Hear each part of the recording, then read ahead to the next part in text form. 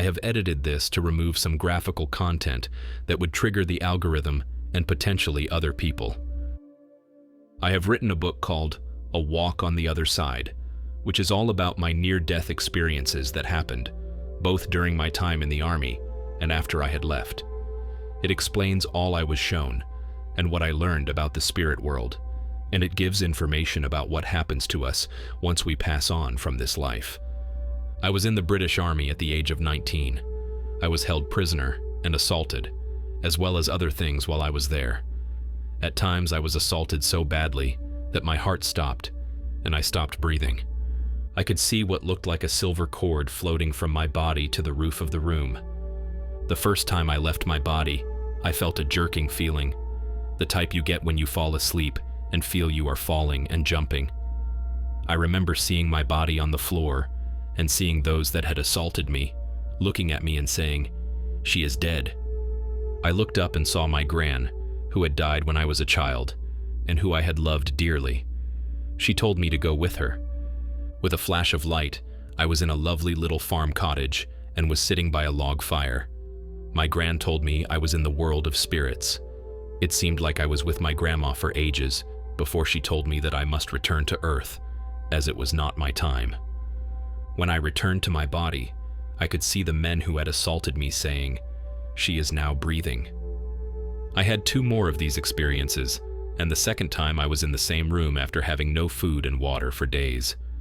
I could hear my heart beating as I saw the same silver cord float from my body. This time, after looking down on myself, I felt angry, and this anger caused things to move about in the room where my body lay. Things smashed on the floor, and the men in the room were scared and running. My gran came to me again and told me I didn't deserve to stay there, that I would be grounded on the earth if I did not go with her. I followed her again, and this time the experience seemed longer. I met more family members who had passed away and pets from childhood. I saw amazing flowers that were bigger than we have on Earth and fields of green and blue seas. I also got to see my mother, who was still alive, because I wanted to go home. My gran said that I only had to think of her, and I would be with her. She could not see me, but I could see her. Again, I was told that this was not my time to die, and was taken back to my body. The men who had assaulted me were scared and said, "She is a witch." The third time this happened, I was trying to take my own life. After escaping these evil people in the army and getting back home, I couldn't cope and wanted to be back with my spirit family. I took pills and again was seeing the silver cord. This time I was taken away for a long time, for what seemed like hours, but was only minutes in Earth time. I was told many things about this Earth and why we are here. I was told that I had to go through this suffering to help others see that we survive and live on. This is the reason I wrote the book, to let others know what happened to me and how I lived on. I know what I went through was real because I was able to describe family members who had died when I was young, who I had never seen before and could never have known what they looked like. I was also able to predict the future and things that were going to happen. I was very privileged to be given this journey to the other side of life. I feel that in all I was shown and taught, I must go on to live a spiritual life. I must help others understand and learn about the other side of life, about the reason we are all born, what we are here for, and what happens once we pass on to spirit. I was always a spiritual person, as I was brought up in a family that was all very spiritual-minded. I also had a mother and grandmother that were well-known and respected mediums, so it was not surprising that I always followed such a spiritual path. This path opened up to me more after I had gone through a terrible trauma.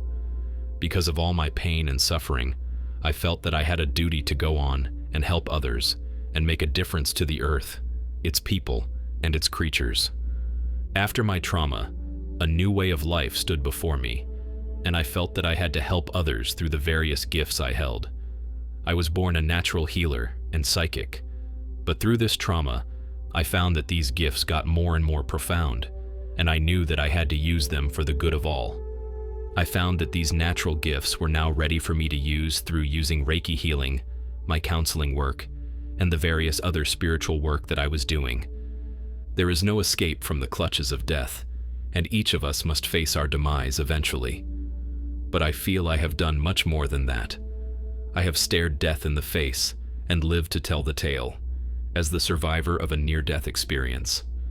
My life has been a personal battlefield, from my time serving in the British Army to my brave fight against cancer. In A Walk on the Other Side, I relive my story of tragedy, trauma, and loss in order to guide and support others through the darkness and into the light. In an amazing account of my near-death experiences, I illuminate a truer reality than that of our everyday consciousness, exploring the reasons for our birth and death, as well as revealing the existence of a vibrant, living truth beyond the veil. A Walk on the Other Side teaches us how to move through pain and suffering, embrace the end of life, and the passing from the mortal state to the spiritual. I knew that I had been given a glimpse into the spirit world and what some would term heaven. I have come to believe that I have a duty to share what I have seen, so you can know what this beautiful place that we all go to was like and felt like. I hope that the book will help others understand a little more about the reason we are all here and what we all share in common. It will help to take away the taboo of death and help those who have lost a dear one see that they are safe and well. From my living proof, I can tell you all that we do live on and that no soul ever dies.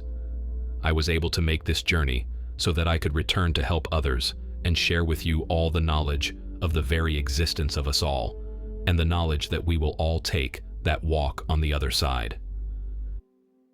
Moving on to the second experience of today's video.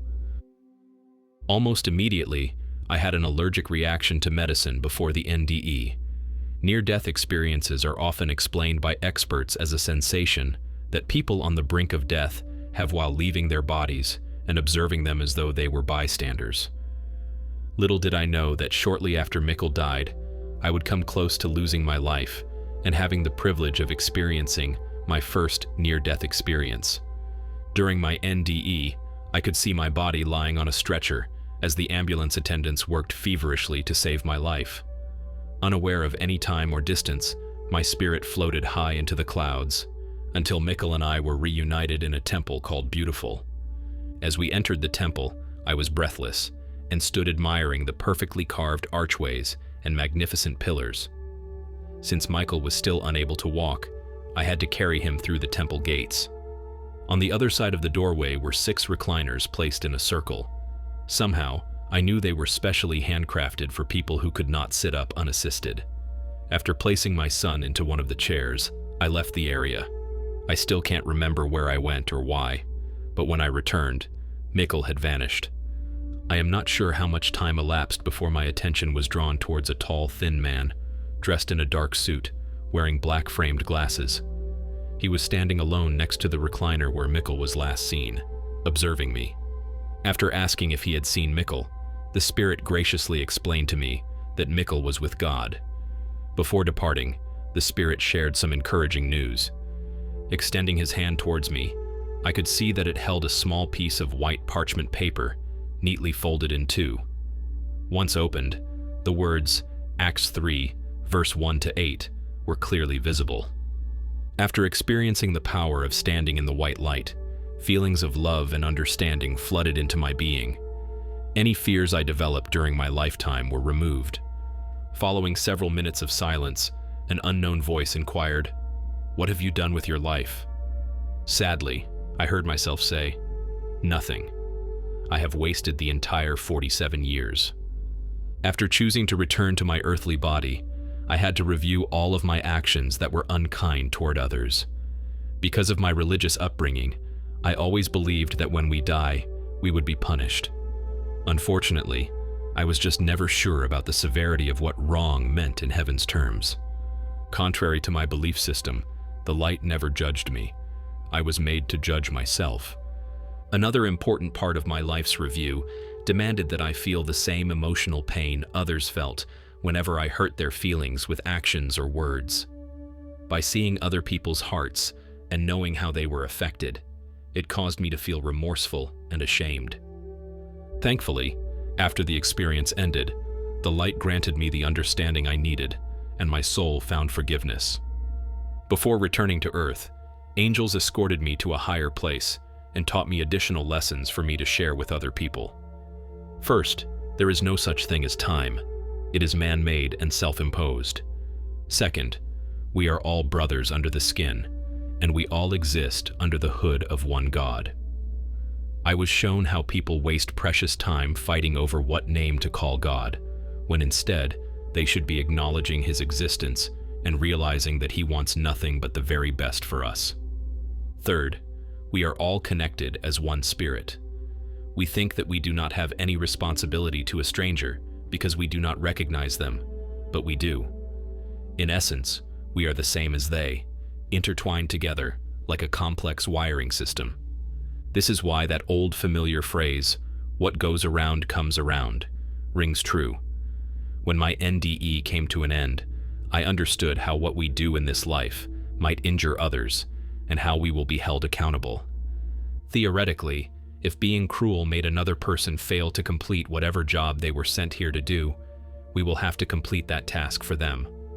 That is why we often hear others say, "I feel like I have lived 5 lifetimes." My fourth lesson was never to judge another harshly. In heaven, we get the privilege of seeing another person's heart as God would see it, so we can understand how someone might react differently than we would to a particular situation. In one scene, I observed someone very standoffish. After looking into their heart, I saw how they had been injured spiritually and acted harshly toward others out of fear.